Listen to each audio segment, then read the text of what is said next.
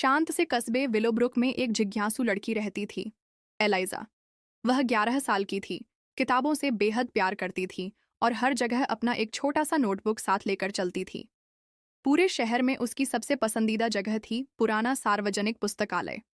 हर शुक्रवार को वह लंबे शेल्फों के बीच बैठकर दूर देशों और छिपे हुए खजानों के बारे में सपने देखा करती थी। एक बरसात की दोपहर, जब एलाइजा पुस्तकालय के एक कोने में गई जहां वह पहले कभी नहीं गई थी, तो उसने एक छोटी सी लकड़ी की दरवाजा देखा, किताबों की अलमारी के पीछे छिपा हुआ। दरवाजे पर कोई नामपट्ट नहीं था, सिर्फ एक पीतल का हैंडल था जो एक उल्लू की शक्ल में बना था। अजीब है, उसने सोचा, ये दरवाजा तो पहले नहीं था। बिना हिचकिचाए उसने हैंडल घुमाया, दरवाजा चरमराया और खुल गया। सामने एक सर्पिल सीढ़ी नीचे की ओर जाती दिखी। एलाइजा ने अपना नोटबुक कसकर पकड़ा और अंदर उतर गई। नीचे पहुंचकर उसने खुद को एक गोल, मोमबत्ती से रोशन कमरे में पाया। वहां अंतहीन बुकशेल्फ थे और हवा में कोई जादुई सी चमक थी।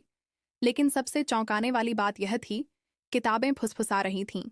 नरम आवाजें चारों ओर तैर रही थीं। कुछ किताबें हंसी, कुछ बूढ़े कथावाचकों जैसी लंबी सांसें ले रही थीं। एक किताब खुद ब खुद फड़फड़ाई और खुल गई। उसका शीर्षक था the dragon who forgot his name, यानी वह ड्रैगन जो अपना नाम भूल गया। जैसे ही एलाइजा ने पन्ना छुआ, पूरा कमरा गायब हो गया और वह खुद को एक धुंधले पहाड़ पर खड़ी पाई। उसके बगल में एक छोटा, उलझन भरा ड्रैगन खड़ा था। क्या तुम जानती हो मैं कौन हूं? ड्रैगन ने पूछा। नहीं, लेकिन शायद मैं मदद कर सकती हूँ, एलाइजा ने मुस्कुराकर कहा। उसने पूरा दिन उस ड्रैगन की यादें वापस लाने में बिताया, पहेलियां हल करते हुए, बादल जैसी गुफाओं में खोज करते हुए। जब अंत में ड्रैगन को उसका नाम याद आया, ब्रिंडल, तो किताब चमकने लगी और एलाइजा फिर से उसी फुसफुसाते कमरे में लौट आई। उस दिन के बाद एलाइजा हर दोपहर उस छिपे हुए पुस्तकालय में जाती रही। हर किताब एक नई दुनिया में ले जाती थी। वह एक अकेले तारे को उसका घर ढूंढने में मदद करती, एक ऐसे समुद्री डाकू के साथ नाव चलाती जो सोना नहीं बल्कि संगीत इकट्ठा करता था, और एक चिड़चिड़े नदी से पहेलियों में खेलती। एक शाम एक लंबा पंखों वाला क्लोक पहने व्यक्ति सामने आया। मैं क्विल हूं, उसने कहा, इस पुस्तकालय का रक्षक। ये वो कहानियां हैं जो भुला दी गई थीं। तुमने इन्हें फिर से जीवित किया है। एलाइजा की आंखें चमक उठीं। ये सच में असली हैं? तुम्हारी कल्पना जितनी असली, क्विल ने जवाब दिया, पर खतरा पास है। एक परछाई है, इद साइलेंसर, जो सारी कहानियां हमेशा के लिए बंद करना चाहता है। उस रात साइलेंसर आया। हवा ठंडी हो गई, किताबें कांपने लगीं।